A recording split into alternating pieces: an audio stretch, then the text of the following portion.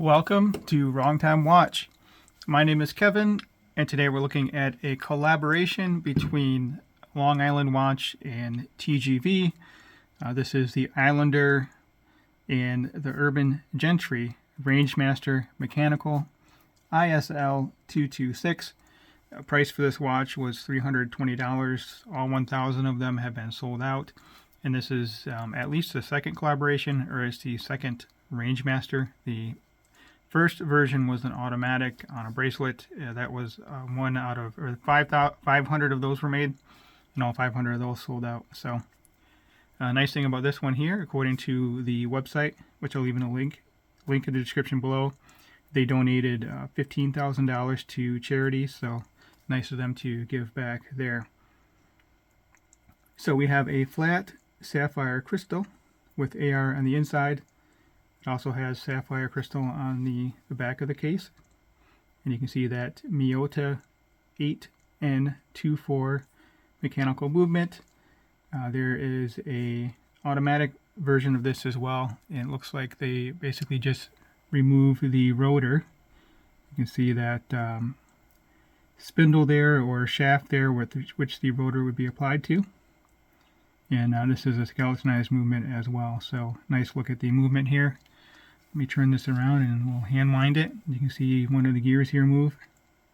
That guy right there will move. So there it is moving, and then this one's moving as well. So it's kind of cool to see that. A couple more gears on there moving also. And I'm noticing that center shaft is rotating as well. So pretty neat seeing all this stuff moving in here, and that little gear there moving as well. And then you can see this is a numbered edition, so this is number 586 of 1000. And there's some Italian on the case back, and I forgot what that means, but you can read all about this in the website, which I'll link below to the Island Watch website. So yeah, sapphire on the back and the front. And this little dome in here, I'm assuming that's clearance on the underside of the crystal to clear for that shaft, which the rotor would be on normally. So kind of good looking movement there. 6 beats per second. Accurate to -20 plus 40 seconds in 42 hours of power reserve. So the dial, I think they borrowed, a lot of watches borrow from other watches when they design their watches, but this handset looks like the Tudor Ranger handset, and I do still happen to own a Tudor Ranger, so the handset looks pretty similar. I do like that everything on here is white. It doesn't have the gold or stainless steel and then filled in with the lume. So the indices and the hands are all white, and then you have lume applied as well. Then 3, 6, and 9, that's kind of similar to the Explorer here, right? 3, 6, and 9. And then you have the 24-hour scale in the middle. That's all field watches are like that. Here's an example of a field watch. So you see that 24-hour scale in the middle there. That's for military time, which I don't really use, but that's how field watches have looked for a long time. So we have C3 Lume. We have the logos here, the dual logos, the Island Watch logo, and then I don't know if that's the Urban Gentry logo or the TGV logo. I know he's done some other watch collaborations as well. I think that's the Lion Shark. Kind of cool to have your own logo there. Very bottom you can see Islander. And everything on here is loomed. Everything that's this white color is loomed. So looking forward to checking out the lume at the end of the video here. I'll compare it to my SKX 009. So we do have a bead blasted stainless steel case. Don't have the drilled lugs. I would like to see drilled lugs on this. But if you have quick release straps, it's easy enough to change them out. These are not quick release. These are the fabric straps that come with the watch. I haven't worn this watch all that much. It's actually on loan and is for sale. I might have posted it before this video, just depending on how I sequence my videos. But anyway, we do have a signed push-pull crown. I really don't want to have a screw-down crown with a hand-winding movement.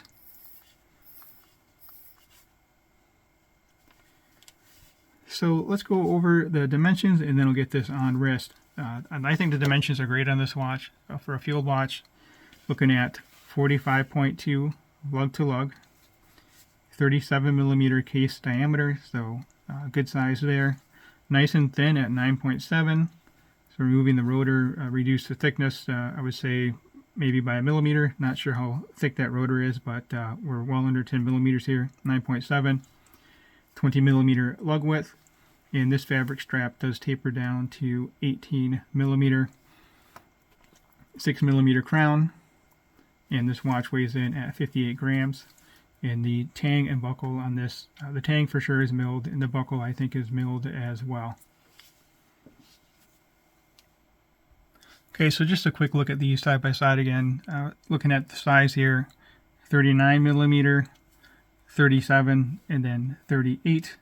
The lugs are a bit longer on this one though. I believe the lugs are 47, so about a millimeter longer per side. Let's put these back to back. They're similar size, similar kind of looking cases with the blasted finish versus the brushed finish. Well, this is a matte finish. This is a blasted finish. I'm not sure how they matted that one, but anyway, just look at them back to back. Lugs a little longer on this. Do have the drobe lugs.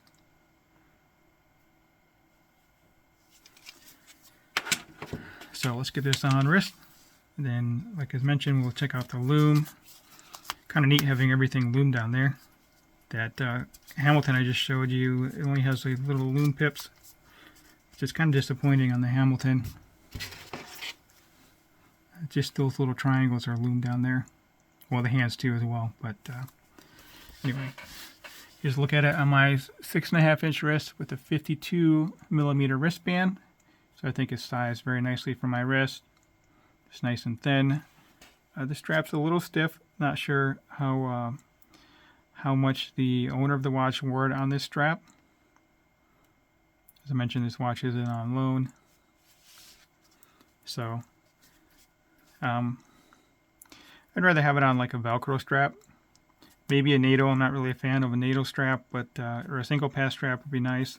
It's just something a little more flexible and comfortable than this strap, but it's easy enough to change that out. All right, let's check out the lume.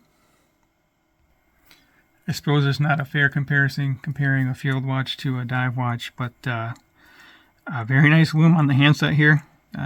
Definitely brighter. The Rangemaster is definitely brighter than the SKX. And as I mentioned, you can see those loomed logos there. A bit easier to see it on the camera than it is by eye, but a very nice lume on this Rangemaster, especially the handset.